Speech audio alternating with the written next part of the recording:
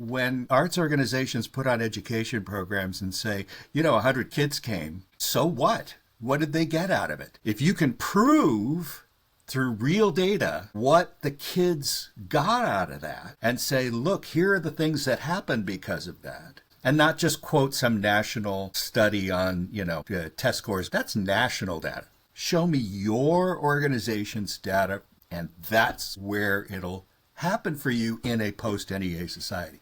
Because you stop being an arts organization and you start being a movement. Hi, Alan. How are you? Fine. How are you holding up?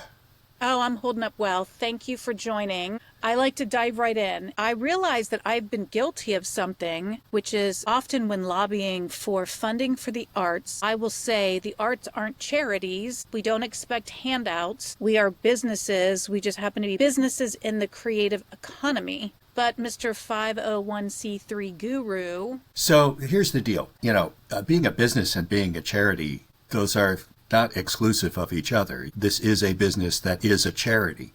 501c3 is nonprofit. Nonprofits are charities. I used to think otherwise, by the way. I used to think the same as you, is that, it's not really a charity, it's a nonprofit. Or I'd use those euphemisms that we've used over the years, like non-commercial or not-for-profit. Those are just made-up terms. I mean, they're not made up, but they have no legal standing. The legal standing is the word nonprofit, which has exemption requirements by the IRS. That's who sent that little letter that allows you to raise money and all of that. The problem with nonprofit arts organizations over the years has been that they've abdicated their charitable status. And that's not just a problem in theory or in style or in my opinion. That is fact. For the most part, primarily for the largest arts organizations, that they act like the commercial versions of themselves. For charity to be a charity, it has to follow the rules of charity.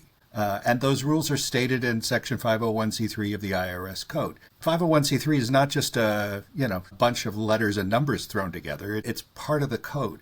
And the oddest part is, I ask people all the time, have you ever read Section 501c3 of the IRS Code? That thing that says that you're allowed to raise money? It's a pretty basic piece of information. No, is the answer. And it's odd because it's only 4 or 5 sentences. That's it.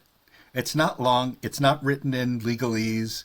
It's pretty standard stuff. The second part of this, and before people start rushing to the phone and calling you and saying, but we're allowed to be nonprofits because of that court case. Yes, there was a court case in 1980, Plumstead Theatrical Society versus basically the IRS. And the IRS had denied them funding because they weren't doing any charitable works as spelled out in the code. They sued saying that we are a public charity. The ruling was that you could become a nonprofit arts organization merely by producing art. Now we go into 2020 and forward. The act of producing art might qualify you to be a nonprofit, but doesn't qualify you to be a good nonprofit or a worthy nonprofit or one that deserves funding. Frankly, in this society, if that's all you're doing, you really don't deserve funding. Your goal should be to the betterment of the people in your community. If you can do that, you're gold. Even now,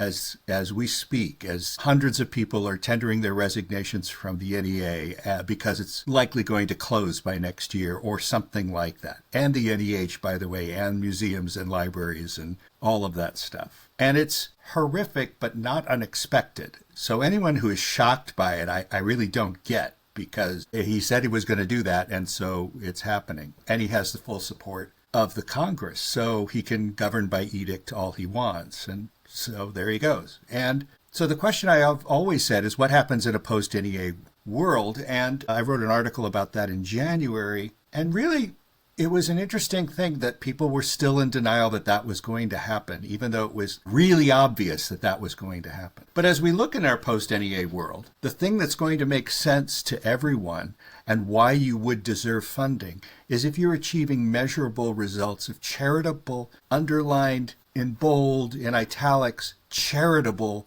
goals. Are you helping with social services? What kind of social services? What was the result of that help? A lot of times, arts organizations, for example, will do educational programs and then tell the world that they're an educational organization. It's not true, but they'll say it. And the reason why they'll say it is because they haven't discovered the distinction, and it's a really important distinction between teaching and educating. So putting on an education program is lovely, but if you're not measuring the results of that program, and I don't mean how many people came or took part, I mean what did they learn from it, then you're not an educational organization. An educational organization, say The Ohio State University, measures its educational achievement. They have tests and grades and status and a steady set of guidelines that get you to a certain thing called a degree. Even afterwards, there's alumni and there's networking. The school has proved its worth by issuing these grades and evaluations and whatnot. They're not done to torture the students. They're done to measure the effectiveness of the education that's going on. Not the teaching that's going on, the education that's going on. So when arts organizations put on education programs and say, 100 kids came and that's it, so what? What did they get out of it? If you can prove through real data what the kids got out of that and say, look, here are the things that happened because of that, and not just quote some national study on, test scores going up because they've, generally speaking, people who go to after-school music programs get better test scores. That's national data. Show me your organization's data, and that's where it'll happen for you in a post-NEA society. Because you stop being an arts organization and you start being a movement and a cause.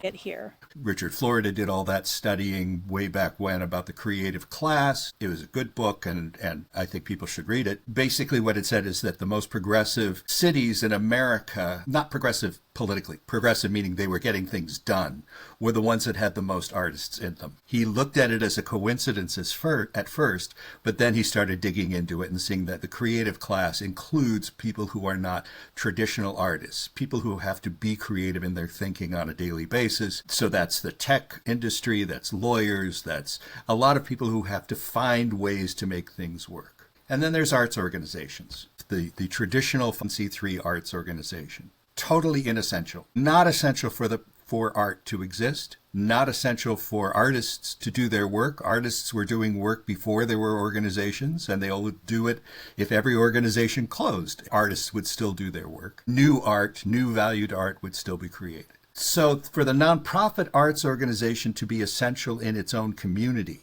right? It's owned by the people of the state in which the nonprofit was established. That's who owns your nonprofit arts organization. Not your board, not your executive director, and certainly not your artistic director. They don't own your company. Your company is owned by the people who pay your taxes for you. They're looking for some sort of value in the charitable aspect of what you do. Things that don't make money. So the idea that arts organizations over the last 50 years, and this is where it's fallen apart, have relied on a three-legged stool of financial support that is distinctly non-charitable. The three-legged stool being one, butts in seats, totally nonsensical as a metric for charitable impact. The second metric, positive economic impact. You see Americans for the Arts pushing this one. And then every city seems to do it through their own arts councils because the cities themselves are interested in economic advancement, which is great for the cities, but it has nothing to do with charity. If that were the case, every restaurant could claim to be a nonprofit because when you go to a restaurant, you also pay a babysitter and you also buy parking sometimes. And then the third piece of bad data gathering I mentioned earlier, using national data to support a local organization. Students get better when they experience music. Okay, that's nice. Prove that your organization does and we'll have a better discussion. Not that, generally speaking nationally, because, just because some national survey said that doesn't mean that your organization is doing diddly squat. So that's where we fell apart. I think that the only way this is going to really work is if organizations backs to the wall, broke, about to close, decide to do this, to decide to, we'll stop being that big, expensive, hoity-toity, toxic nonprofit arts organization that hoovers out all of the money from the foundations and such, money that would be worth a hell of a lot more in the hands of several of the smaller nonprofits that have very specific charitable goals attached to them. Unfortunately, it's going to take that back against the wall thing. The amazing thing is there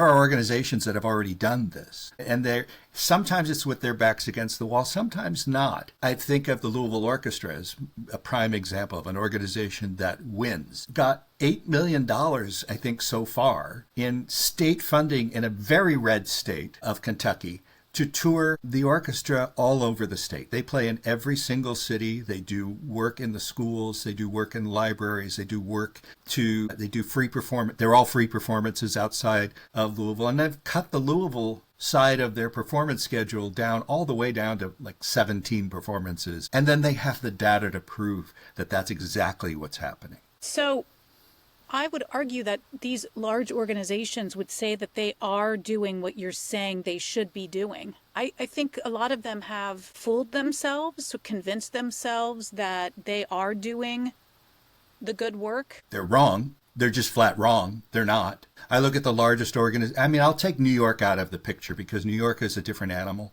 If you look at the rest of the country and you're looking at the largest arts organizations in those places, there's a reason why they're losing their funding.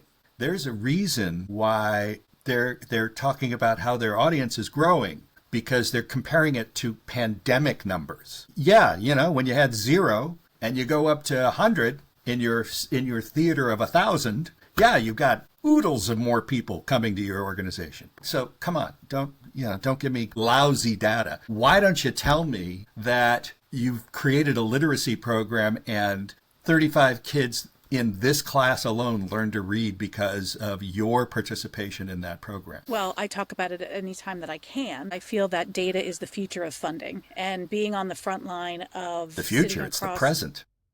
Well, we're not using it. We're not collecting the data that we should be collecting in order to get the funding. So what I'm saying is the data that you think you have, the butts in seats, the size of your budget, that's not data. Those are outputs. That's not outcomes. And so to assess outcomes from these organizations in a way that other industries do is the tool that we've built. All of these things that we know that the arts contribute to and grow, we are now beginning to measure verifiably through scientific data experts putting constructs together specifically for the arts, so we can now measure not how many, but what happens to the many. And I envision a future where we deploy artists and pay them through public funding to, let's think of a creative core, where we're going to the critical parts in the city or community or state where we are trying to solve critical challenges, human service struggles that we know that the arts can help contribute and solve and make stronger, healthier communities for us all to prosper in. I think it's that shift that you have so wonderfully spelled out, the challenge. I know people, I'm thinking they're not going to want to hear that. They're not going to like hearing that. But at what point do we get to that where it says you have no choice or you're going to go away? And that's even a greater disservice because the likelihood of a theater coming back or a symphony coming back or, after you've gone under is not, it will take decades to build that. So here's the pushback, a little bit of pushback on that. Yeah.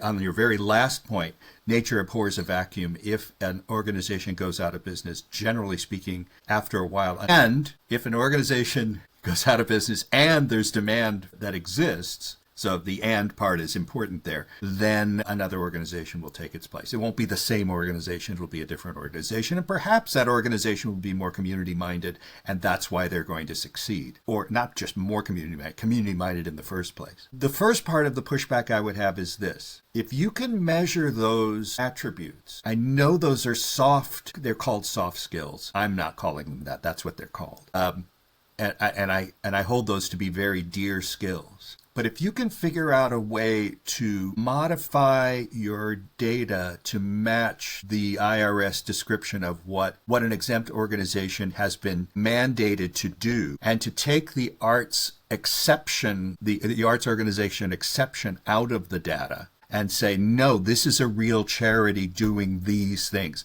Here's the social justice aspect. Here's the social service aspect. Here's the part where it's taking the place of government. Here's the part where education is actually happening, and prove that it's all happening. Then you have what I call impact squared, which is impact squared is the impact of your impact. And while generally speaking, most nonprofit organizations don't aim for the impact of their impact, that's where the gold is. That's the what makes your organization important, not essential, but important to your community, and makes it so that you can prove to the world that you are making a difference. Impact Squared works kind of like this. I had a friend who ran Food Lifeline, which is the biggest food bank in Seattle. I asked, what is your $1,000 ask? And she said, oh, well, when I tell people that we fed 100,000 people last year, 100,000 separate people, and we collected data on all of them,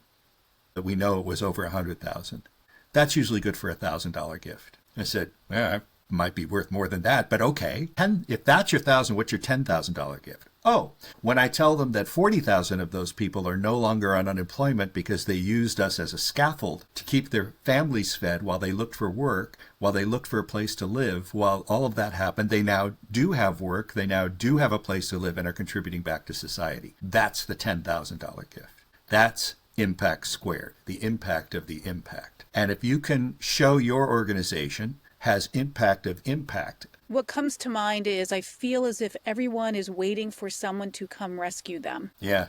Well, don't look at the people who are there now. I'm not just ratting on people. I'm just telling you that on the larger organizations, who's on the board? Who's on the board of these organizations? What advice would you give right now today to nonprofit arts organizations? Dare be a nonprofit. Lean on the nonprofit before you lean on the art. The art's going to happen no matter what. It's essential. Artists are going to put together things because they're magical. But your organization is not even important until you're following what a charity would do with that information, using art as a tool and not as a product. I talk about that a lot in both of these books, Scene Change and Scene Change 2. I tell you that not because I want the world to buy the books. I hope they will do it because the message that is in it is such that if they followed that, if they looked at the ideas there, even if they don't necessarily agree with them right now, they need to bounce these things off each other. There are a series of discussion prompts in the second book, for example, which is meant for board members, the 5 real responsibilities of nonprofit arts boards. To have these discussions, to say, no, what are we actually doing for the community? Putting on shows isn't it. Putting on shows is not it. It might qualify you technically as a nonprofit, but doesn't qualify you as a worthy one that deserves a dime. What qualifies you as a nonprofit that deserves money is when you say, these people are better off by X, Y, and Z data. And here are some stories that back that up. Because if you can't tell the stories of the people, then it just becomes a data blur. And then when the arts organization can turn to these social service people and help gather data about these folks, that's what's important, not what you might think is artistic excellence, or the latest idea, or the show that the worst one among the theaters is the show that's going to go to Broadway. I'm thinking of arts councils, funders, or what I call funnelers, because they're funneling the funding that we're getting from the public sector. Do they have a responsibility? Can they help in this? Yes, they can change the criteria. They can absolutely help. They can change the criteria tomorrow and ask for data that proves that they are acting as charities in their communities. And forget about the tourism side. Forget, because tourism is not a nonprofit activity. That's just something that, some folks like. States like it, cities like it, but it has nothing to do with, helping your local people. They don't care where your actors come from, although the assumption has always been, or actors or musicians or whomever, they're assuming that they're all coming from your city. If you want to diversify your audience, go diversify it. Go do performances in areas of your community that are underserved. You'll diversify your audience. You won't get any ticket money out of it, but that's okay, because that's not the point. The point is to help your community. And generally speaking, if you start doing that, funding will come for that. That's what people want to fund, is they want to have a hand in that. Ben Cameron used to talk about how the arts are a powerful progressive force and cause no harm. And I say, maybe the idea that causing no harm isn't enough, but defeating harm is something more and something better for the community, better for the society at large. Go save lives, people. You'll feel better about what you do instead of doing the greatest next play, the greatest next opera, or not even the next opera. It's some, 200-year-old Italian thing. But there's that baritone from Italy that we were able to get. Not important. Alan, thank you so much for your time. My pleasure. I'm here anytime. I hope people get in touch with me. I write a weekly blog for Arts Journal. And of course, there are these two books, Scene Change and Scene Change 2. And you can, I'm really very approachable. You can call me anytime. And Angela calls me, and I take her call every time. Because among the people in the world, there are very few that understand that all we have to do is change and it'll work. And Angela gets that better than most. I appreciate you, Alan. I will have all of the contact information, book information, everything in the show notes for anyone who would like to reach out and learn more about you and read your fantastic books. Thank you. Thank you. Thank you so much.